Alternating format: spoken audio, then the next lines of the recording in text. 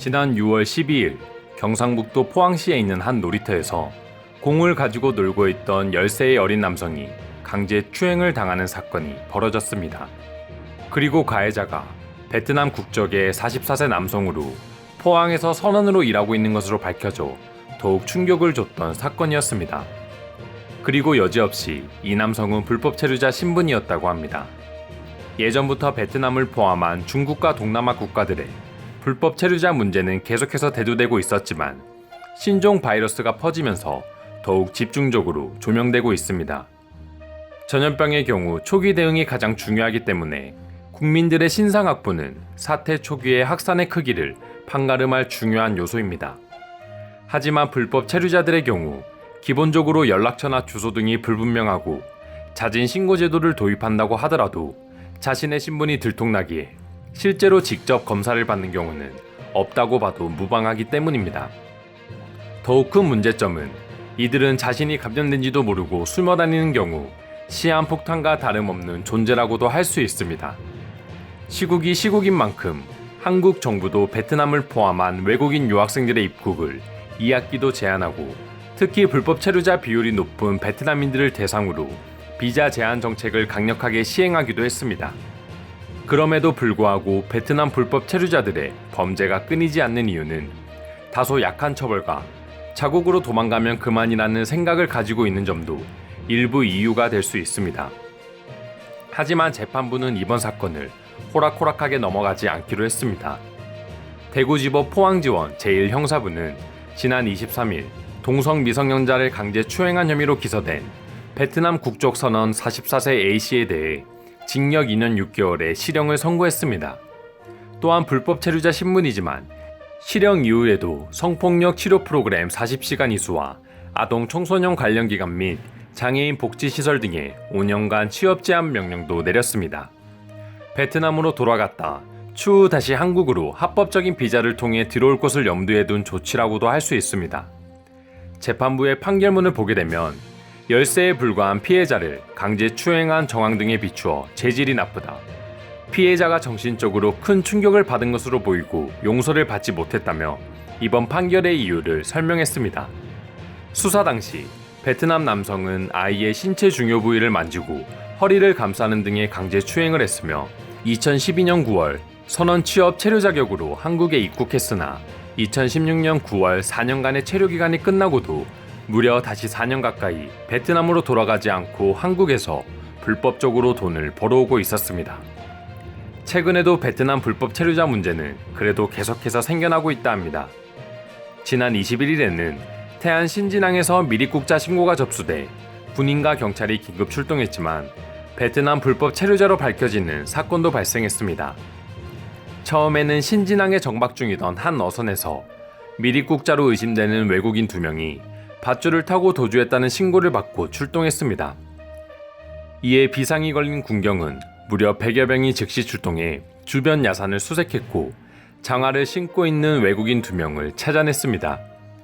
하지만 이들은 미입국자가 아닌 베트남 국적의 불법 체류자였습니다.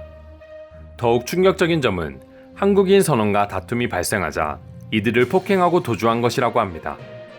대부분 공장이나 선원 등으로 불법 체류 생활을 이어오고 있는 베트남인들의 경우 아직 확실한 것은 아니지만 불법 체류자들 사이에서 한국의 처벌 수준과 불법 체류자 추방 정책이 확실히 예전보다는 다르다는 소식들이 돌고 있다고 합니다.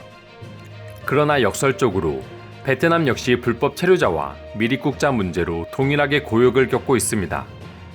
뿌린 대로 거둔다는 말이 딱 맞아 들어간다고도 할 수 있겠는데요.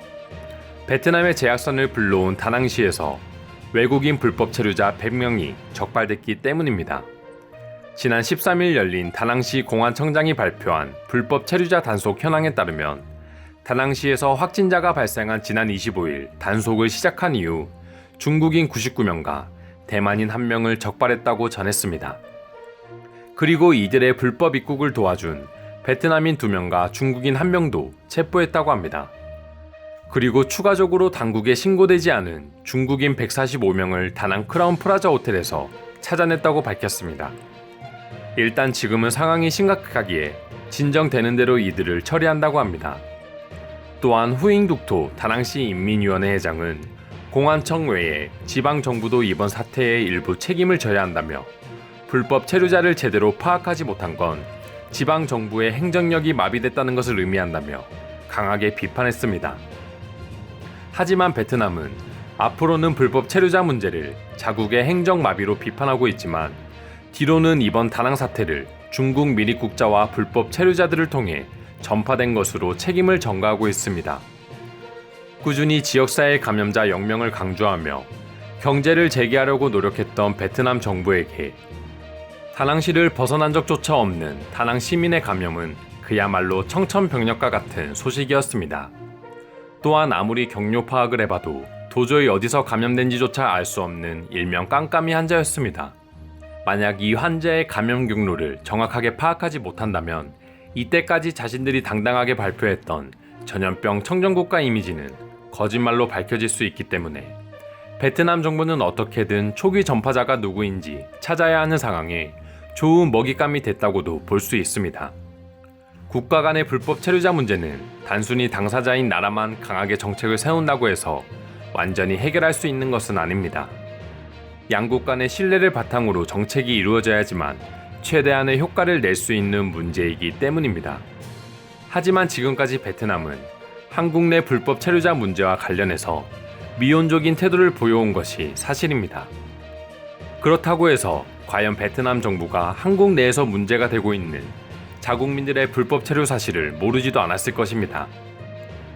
오히려 한국 측에게 베트남 국민들의 비자 완화를 적극적으로 제안하기도 했고 이 결과 급속도로 베트남 불법 체류자가 늘어나는 결과를 낳기도 했습니다. 하지만 전염병이 터지면서 베트남도 결국에 불법 체류자 문제로 골머리를 앓는 상황이 발생하고야 말한 것입니다. 한국과는 다르게 여러 국가들과 국경이 인접해 있기에 미립국이 더욱 수월할 수 있고 관련 검사 체계도 한국에 비해 훨씬 열악하기에 통계에 잡히지 않은 베트남 내 불법 체류자 비율은 훨씬 더 많을 것으로 예상되고 있습니다.